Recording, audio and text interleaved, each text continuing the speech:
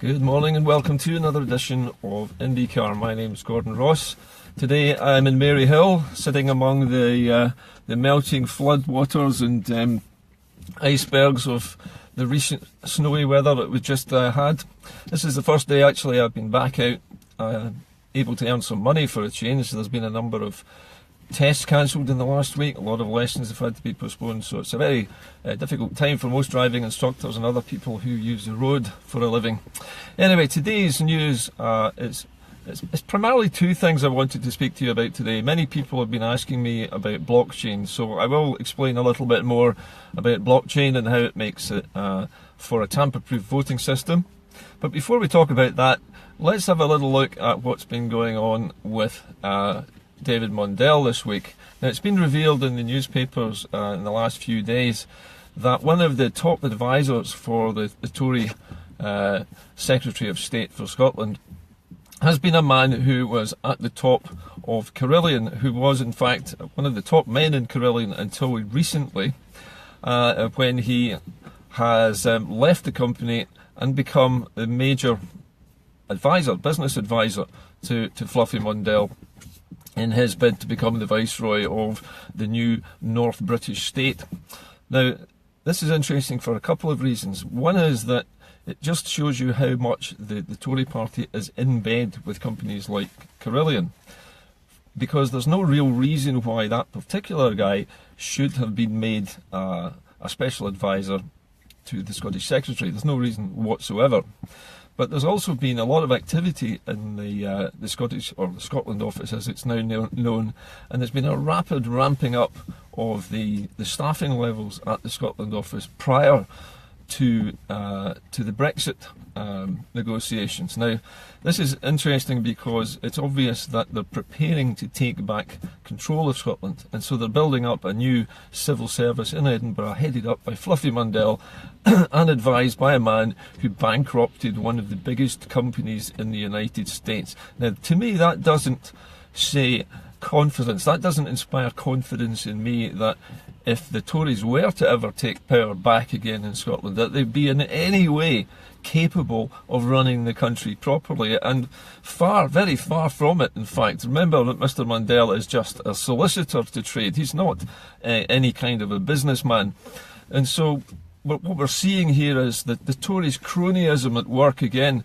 Carillion's boss was one of the biggest anti-independence people that there were back in the 2014 referendum. He was most outspoken against independence, fought against it with the rest of the British establishment, has been rewarded for all of that flag waving with a plum job.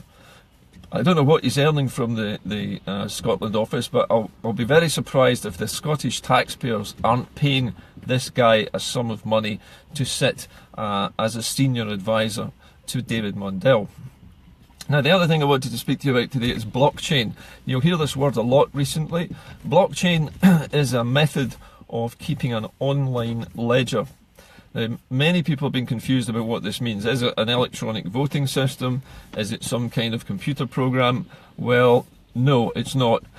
Blockchain exists in the world of business cryptocurrencies. That's a marketplace for buying and selling cash and other goods online in exchange for cryptocurrency. In other words, money which only works online. But it's also used for major deals across the world, financial deals. And the reason it's so secure is because of the way the system is actually constructed. It's called blockchain because everybody who uses it is another block in the chain of millions of computers which have the system installed on them. Now, if you apply to join a blockchain, what happens is you have to be accepted by the rest of the members of the blockchain as a member. So you have to be registered and approved, first of all, to get onto it. And when you join the blockchain, when you want to make a transaction, then that transaction also has to be accepted by the millions of other blockchain users around the world. So in the case of using blockchain as a voting system, let's say the blockchain was based on all of the computers in Scotland. and I mean all the personal computers in Scotland. Everybody in Scotland of voting age logs in either from a phone or a tablet or a computer and registers on the system. Now that means that the blockchain system is not located somewhere in a central computer. It cannot be tampered with by anybody. If somebody tries to tamper with a vote, let's say you've registered and you've voted, everybody else on the blockchain sees the vote. They don't know who you are, but they see the vote, and it's approved and it's accepted into the system. Now if somebody else who's not you on that system tries to change that vote, then the system, with millions of people checking it, will reject that because they can see that it's not you, and therefore it is a self-policing system. It can't be hacked because the system's algorithms are designed to prevent other people tampering with that one transaction that you've made. And there are millions of other people acting as the police force on this system, which prevents that from being able to happen. So the system is quite intelligent, but it's not based on one computer. It's based in everybody's computers. Everybody has a copy of the actual blockchain poll, right? So there's going to be a list of all the votes. They'll be anonymized, so you won't know whose vote is which, but each vote will have an individual number, including yours, so you'll be able to identify it, and you as a user will have an individual code, so the system will know if your vote has been tampered with, and it will reject it. So blockchain is a completely tamper-proof system, which is policed by the people who use it, and which is monitored by the system, which rejects anything which is done to your vote, which has not been done by you, has not been authorised by you, and does not carry your unique code. So it's a very, very strong system. It's relatively easy to build a blockchain system, and I know my friend Martin Keatings and his friends over the past 5 years have already developed a blockchain system which is specifically for the Scottish referendum, the next referendum. He's already said that if the government doesn't use blockchain, their own system, it doesn't matter whose system it is, but if they don't adopt it for the next referendum, then the people will have their own blockchain vote. There will be a popular uprising where we will do our own blockchain vote. And if more than half of the voting population takes part and votes yes, then that is a massive yes vote. Whether the no voters take part or not actually is immaterial. It's the number of individual people registered on the system who can prove their identity and prove they're on the electoral register. If there is more than half of the electorate voting yes on that blockchain system, then it is better than any poll and better than any referendum vote that you can do on pieces of paper. So even if every no voter in Scotland were to boycott a blockchain vote, so long as the blockchain voters outnumbered the people who don't actually vote on the system, then it is still a majority. Think about it. There's 4.2 million, let's say, voters in Scotland. Let's say 2.2 million people vote yes on a blockchain system which is not approved by the government. It shows you that 2.2 million people are voting yes, and that just leaves 2 million who are voting no, and that is a majority. And that is better than any poll that you'll see in any newspaper at any time from the British press or even the Scottish press. Do not believe any polls that you see at the moment. There are a lot of polls about polls. You'll notice that there's a poll in the Times which asks people if they want a referendum. Not if they want independence, but if they want a referendum. The point is, a lot of people don't want a referendum. They want a blockchain vote because they know the referendum will be rigged. Because it was rigged the last time. We know it was rigged the last time. Everybody knew it was rigged, but nobody wanted to say anything about it. It was like the emperor's new clothes. We knew there was cheating going on, and it was cheating that was going on across the country. Maybe in small ways here and there, but in much bigger places, in much bigger ways in some areas, where the postal vote was so large, it couldn't possibly be as large as it was. It was almost 100%. And there were thousands and thousands and thousands of postal voters who were not ill, not bedridden, not too old to get to the ballot booth, not on holiday. So where did they all come from? We don't know. But the point I'm trying to make to you today is that if we use a blockchain system, Postal votes aren't necessary because anybody can vote anywhere at any time using a smartphone. Now, it's quite easy to give somebody in a hospital bed a smartphone or a tablet and get them to type their details in and make their choice, make their vote.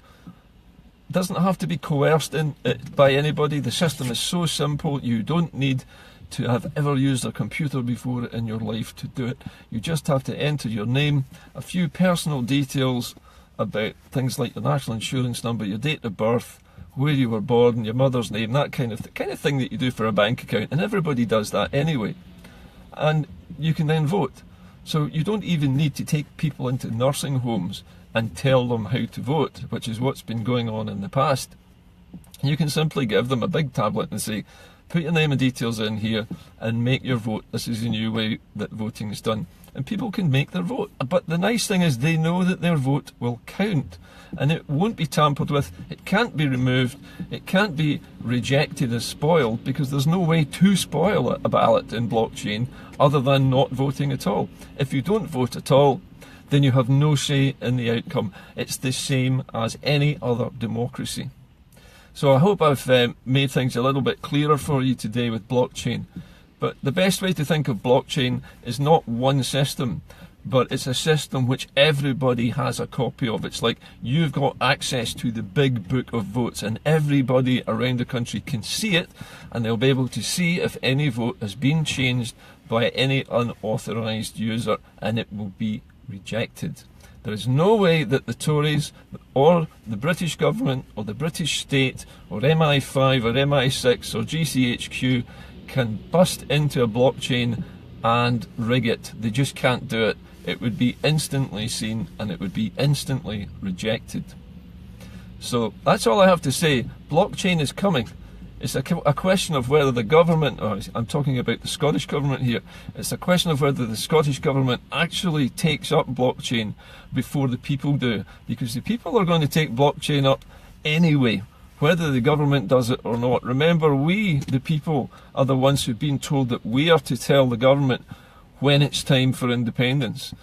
And if the government's not listening to us about the voting system, then we will tell them when it's time for independence by using our own blockchain system and saying, look here, we've got 2.2 million people who all want independence and we can prove it to you.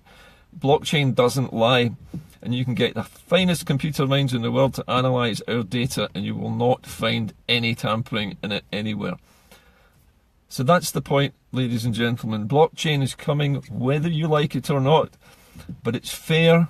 It's completely unbiased, it can't be tampered with, and everybody can see into the blockchain from any computer. They can see how the votes are going. They can see whether yes or no is winning.